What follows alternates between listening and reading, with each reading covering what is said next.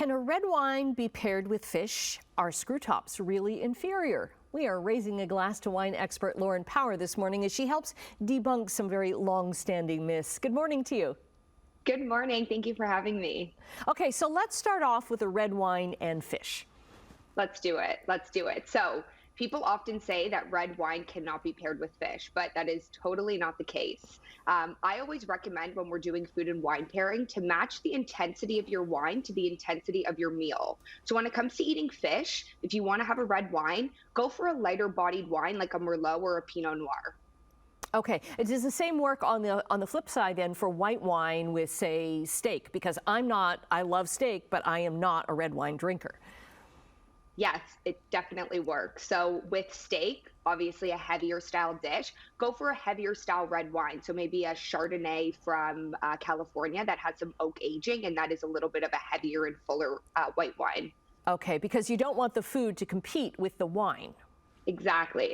You got it. And that's why I like that intensity tip. So pairing the intensity of the wine with the food or with the meal, that way you're kind of staying on par and you're not having one compete with the other. Okay. What about screw tops? I remember when they first came out, people were like poo-pooing them because it's like, oh no, to be a good wine, it has to have a cork in it. Yes.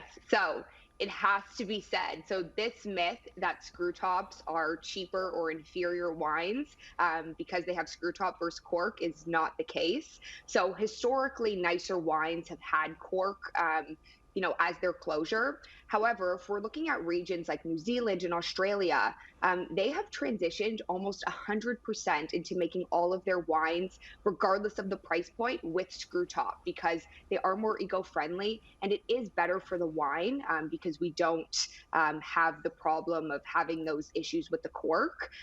So again, we're looking at places like New Zealand and Australia that have almost 100% transitioned into that.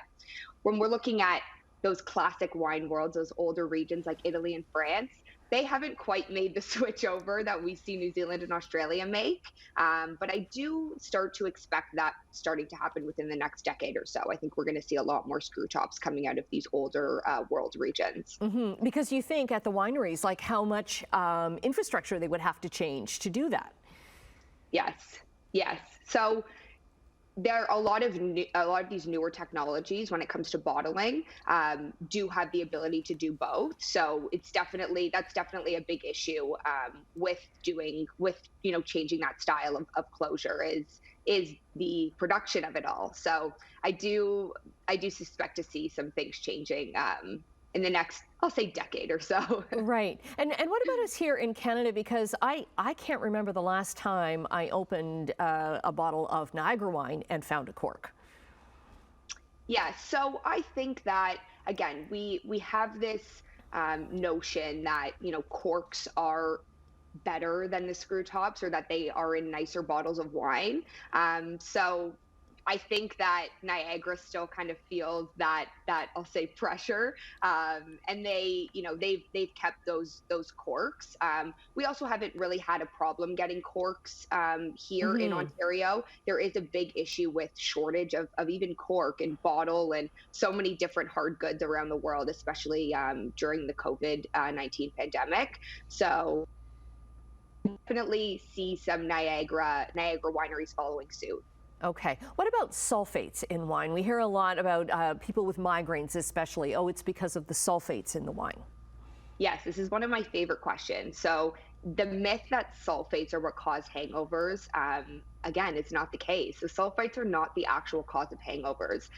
Some people do have sensitivity to sulfates, but it really is such a small percentage of us that the actual, issue with hangovers or what the major cause is that dehydration, because alcohol dehydrates us so fast. So we want to make sure that we're, including that glass of wine in between drinks, and you mean glass of water? Hydrated. Sorry, yes, glass of water. That probably wouldn't help. That would add to your hangover, I would think. You are right. Definitely having that glass of water, thank you, in between will help the hangover. Because sulfates are just a naturally occurring thing in some grapes. Exactly, exactly. And, it does help the wine last. And in Ontario, because we do have a lot of imported wines, there is sulfates in all of our wines. So definitely the levels of sulfates do depend on the wine. If we're looking for a lower sulfate wine, we want to look at those that are organic certified. But again, most people don't have that sulfate issue or that Okay. sulfate sensitivity. So I would definitely try mixing in some waters before you try and find some lower sulfate wines. Okay. Lauren, thank you very much. We'll get all the links up to your socials where people can get Thank you. lots more information up at chch.com. Thanks for having me.